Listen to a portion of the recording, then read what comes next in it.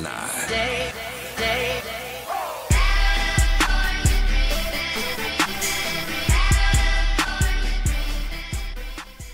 next person we have is Patricia. She is the creator of Gayify, where you can make your software gay and your debugging more colorful. Okay? That's true. And even cooler than that, she can do the splits.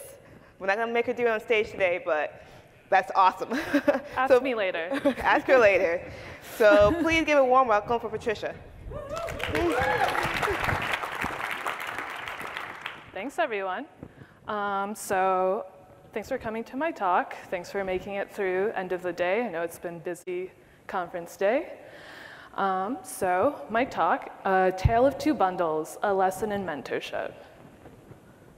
So before I dive in, who am I? I'm Patricia. I'm a backend software engineer at KitCheck in Washington, DC. And you can follow me and tweet at me at QueerPat. So in this talk, I'm going to be speaking about my journey of breaking into tech as a bootcamp grad to become a backend software engineer as a queer Latinx woman with a degree in the humanities.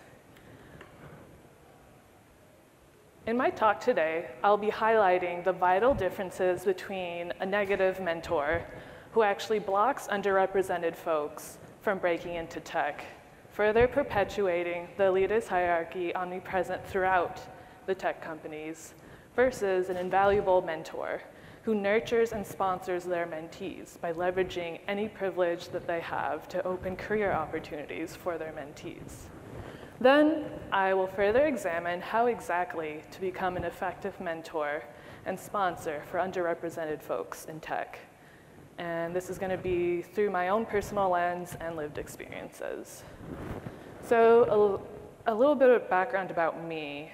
So years ago, I had a dead-end job as a textbook copy editor at a major educational publisher. Fed up with the lack of opportunities, I would go home after work and teach myself Python, some JavaScript. I really wanted to try and incorporate programming into my job. At my job at the textbook company, we had online versions of our textbooks, and you could interact with them through a CMS, and I taught myself HTML and CSS to edit our textbooks. So at the textbook company, I got really fed up. I really wanted to pursue programming more seriously. So I moved cross-country to attend a Python coding bootcamp in San Francisco. When I lived in San Francisco for the 2 years after attending bootcamp, I grew a lot technically. I pushed myself by constantly coding and building side projects, learning new programming concepts as much as I could. Learning so many new skills as quickly as I did resulted in a lot of metaphorical growing pains. Learning is hard. Learning takes energy and effort. Continuously stretching your mind is draining. And applying for software engineer jobs is very time-consuming and energy draining. So, my non-traditional path into tech was very challenging. Sometimes I was so frustrated and disillusioned with the tech industry and the Game of Thrones battle that is technical interviewing, I wanted to give up. A lot. It really felt that all of my efforts into learning, becoming more technical, and finishing lengthy technical challenges were all in vain. I felt like I certainly had to prove myself over and over again in these tech interviews. And job searching becomes even more frustrating when your mentors, in a way, gaslight you from progressing career-wise and discourage you from applying to technical positions.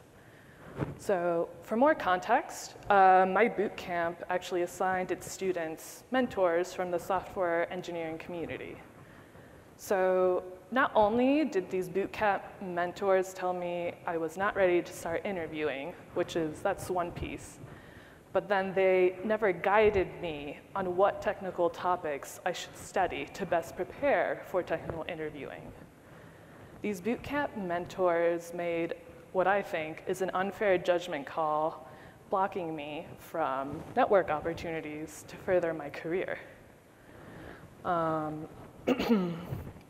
These pre-assigned mentors from my bootcamp did in fact mentor me in the sense that they tutored me.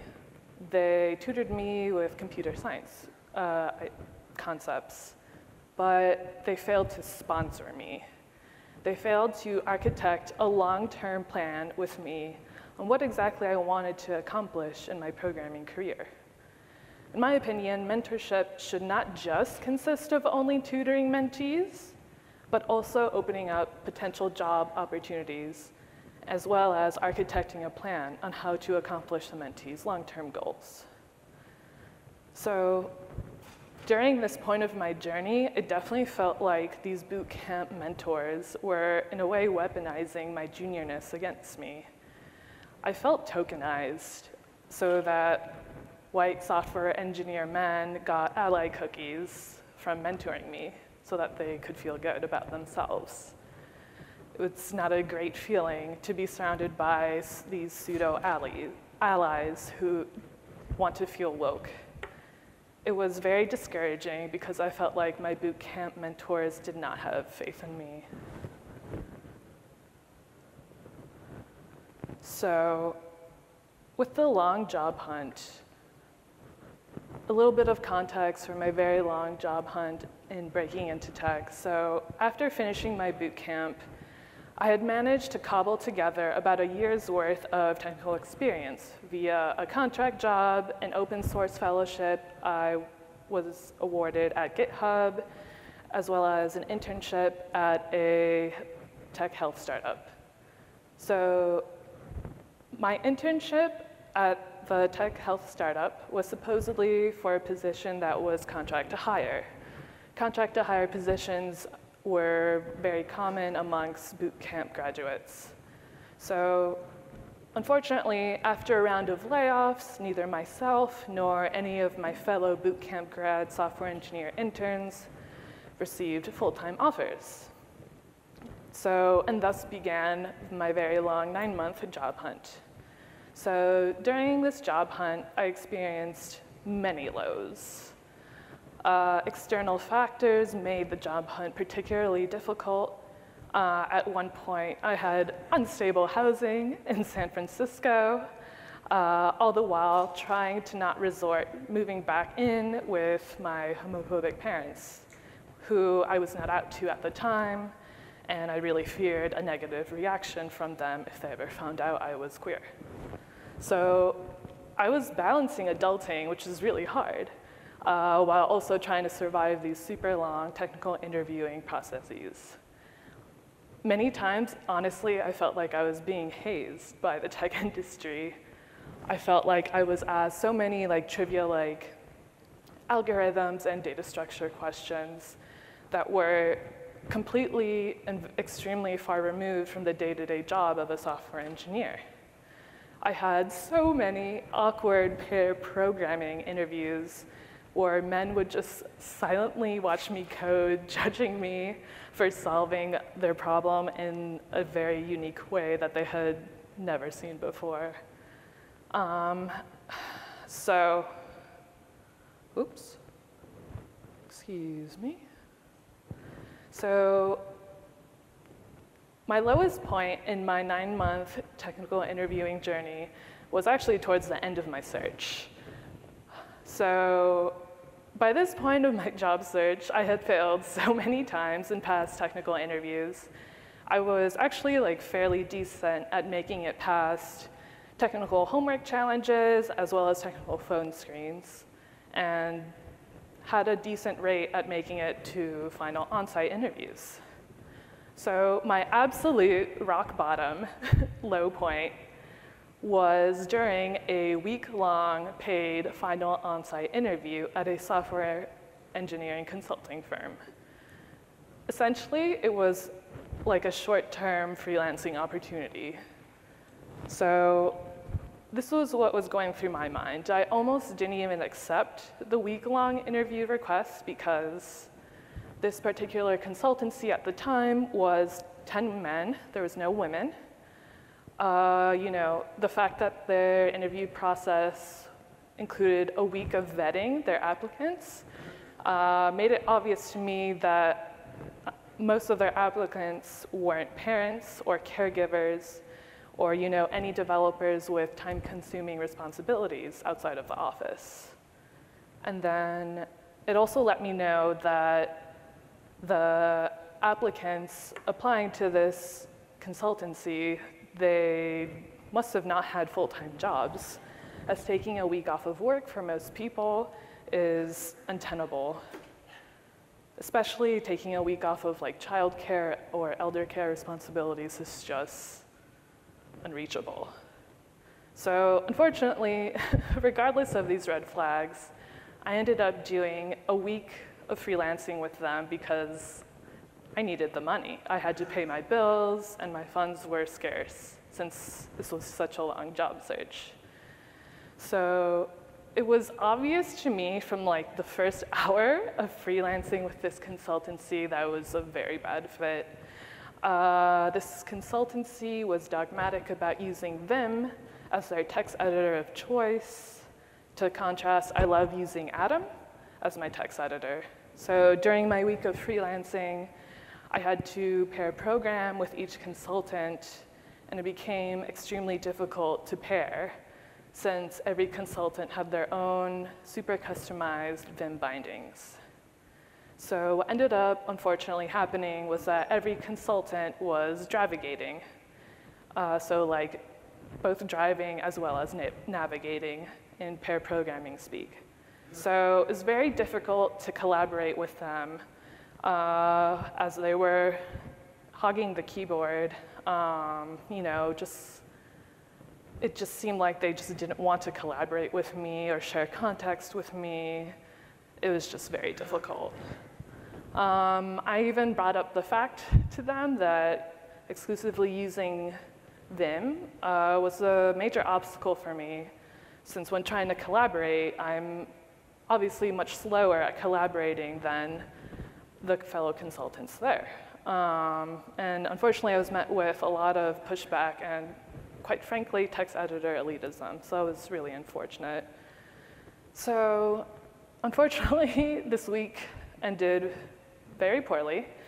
I believe it ended in metaphorical flames because towards the end of the last day, the engineers, they took me out to lunch as kind of like a goodbye lunch. And so unfortunately, one of the white software engineers made like an extremely like racist, anti-black joke to the only black software engineer in the consultancy. And so and he made this joke in front of me, like my jaw dropped. I couldn't believe what he had said.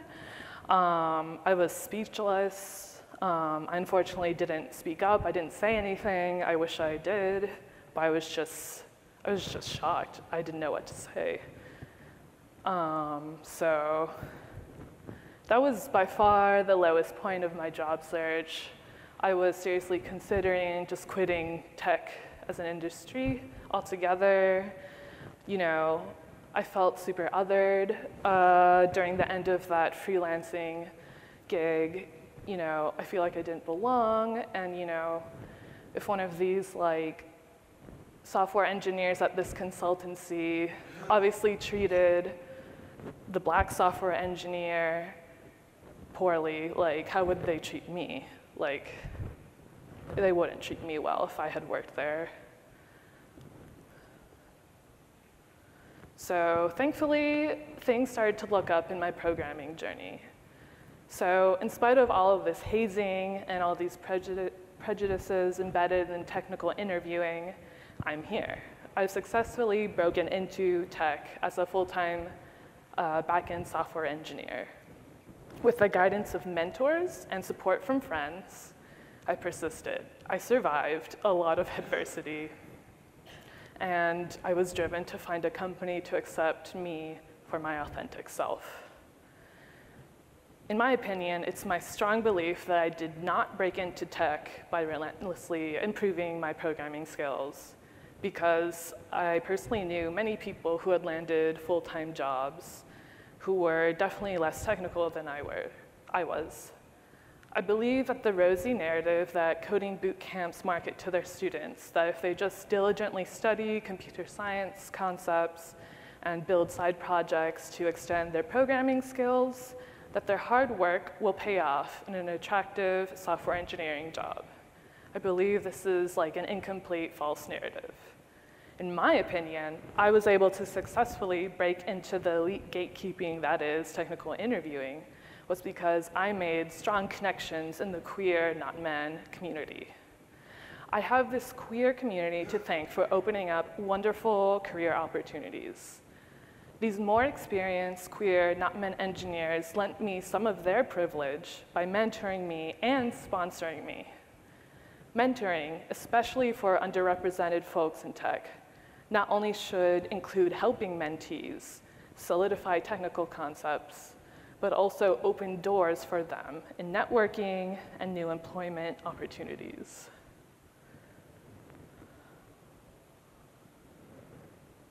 So, an important facet of being a great mentor is not just teaching mentees about technical concepts, but opening up opportunities and also architecting a future plan of what goals a mentee wants to accomplish over time.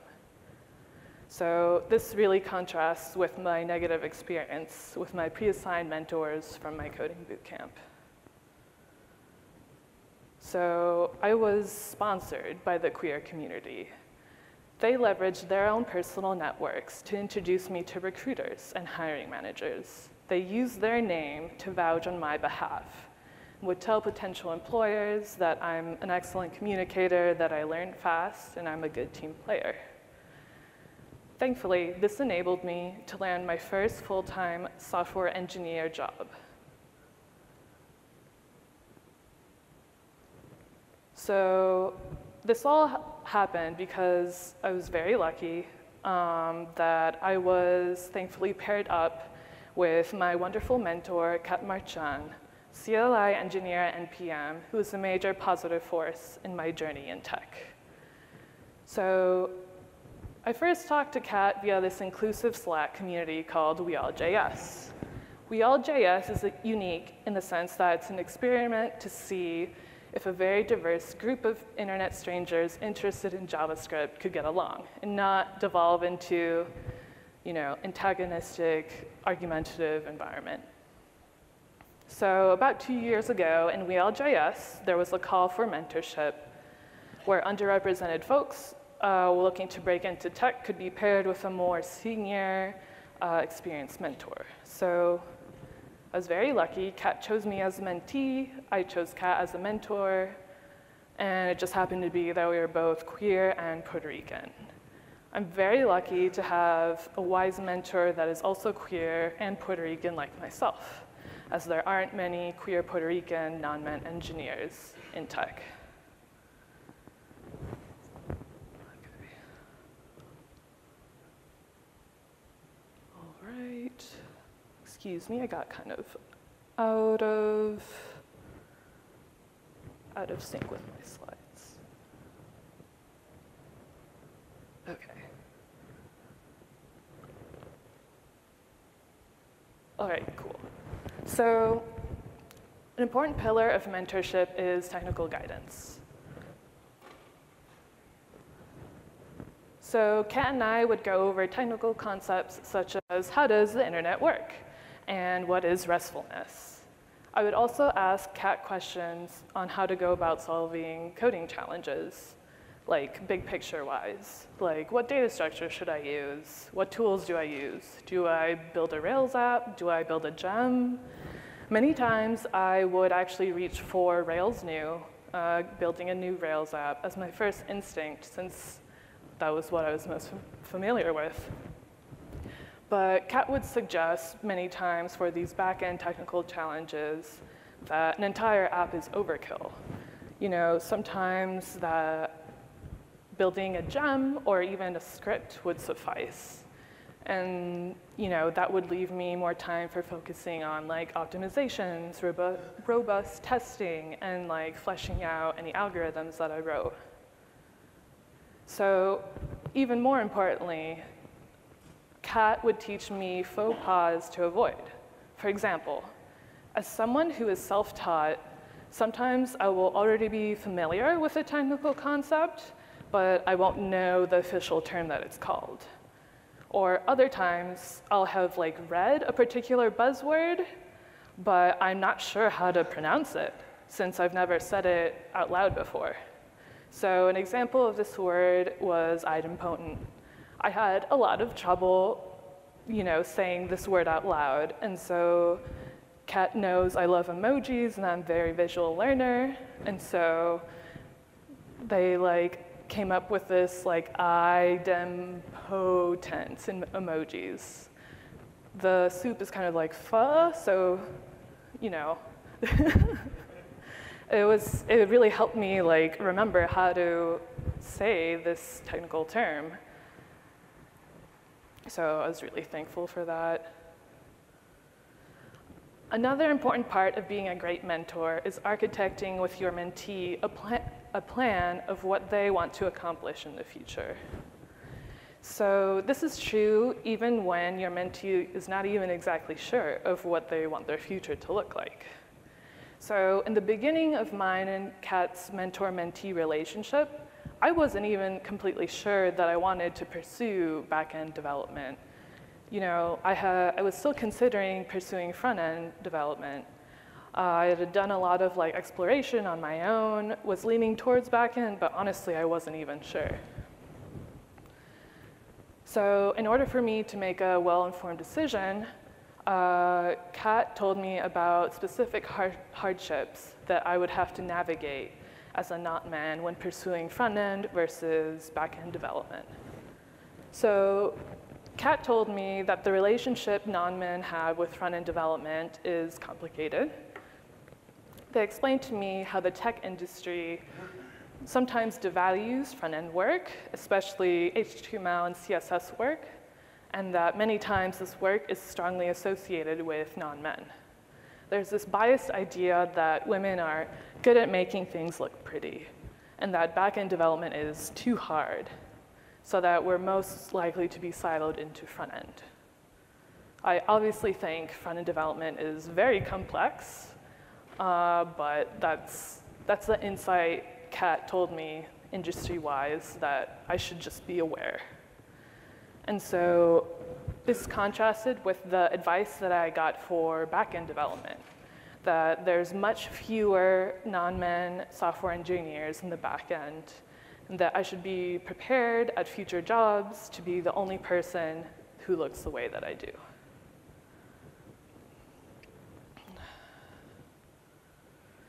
So another point that's really important to be a really effective mentor is that mentors should help mentees design personalized strategies on how to approach the job search. So Kat worked with me so we could best navigate the technical interviewing landscape to best suit my specific needs.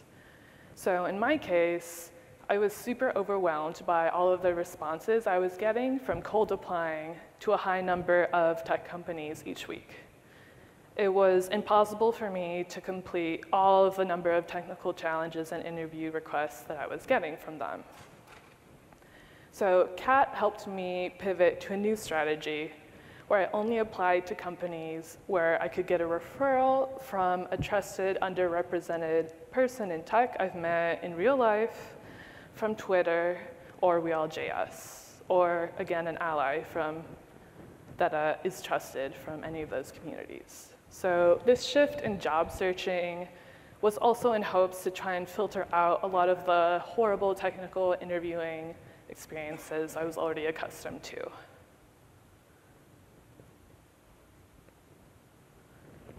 So I argue that the most important facet of mentorship is sponsorship. Effective mentorship cannot happen without sponsorship. Mentors should use their privilege and network to open communities for their mentees. So I was very lucky, and Kat leveraged their connections within the package manager community and introduced me to Andre Arco. He is the CTO of Ruby Together, which is a nonprofit that funds development work for the Ruby ecosystem, specifically for Ruby Gems and Bundler. So Andre is lead developer for Bundler, which is the dependency manager gem for the Ruby ecosystem. So Bundler is kind of like the Ruby NPM. So thankfully, NPM and Bundler are good friends. Because of this friendship opened doors for my career. So my experiences at Ruby Together were overwhelmingly positive. I was hired as a software engineer for Ruby Together to maintain Bundler. Here, I triaged open GitHub issues, I answered users' questions, I improved documentation, I translated documentation, I added tests, and then I also submitted PRs for bugs. So Andre was an invaluable mentor because he would clearly break down challenging Bundler concepts so I could understand them. Something else that was like super interesting and helpful was that Andre also told me about Ruby history before I even started Ruby, which is super valuable just for context. So at Ruby Together, I really dived deep into Ruby. I learned methods and enumerables that I never would have even have touched or seen if I'd only ever written Rails apps.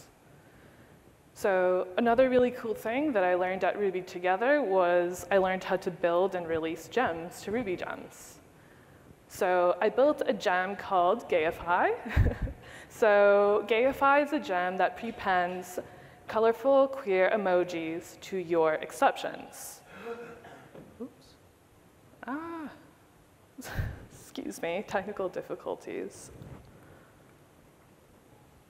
Okay, so basically, whenever you mess up in the Rails console for Gayify, you'll get like really cute emojis to hopefully brighten up your day. So my work for Bundler was very impressive to prospective employers. You know, my full-time job search, even after working a few short months at Ruby Together, was already much more fruitful. I have no doubt in my mind that my contributions to Bundler helped me land my current back-end software engineering position. I found out that employers really value experience in the package manager space and look highly upon building and releasing gems. So I would like to show you how Gayify works. So basically, this is a Rails app. You go to your gem file, you put Gayify in it, go back to your terminal, you bundle install, which is like npm install. It's all installed, and then you can open up the Rails console, play around, and then, yeah, when you mess up, you'll get awesome emojis. So hopefully it'll make your debugging a little happier, a little better. So yeah, some rainbows, some like kiss and like lipstick emojis, sparkle emojis. So yeah, that was really fun to build.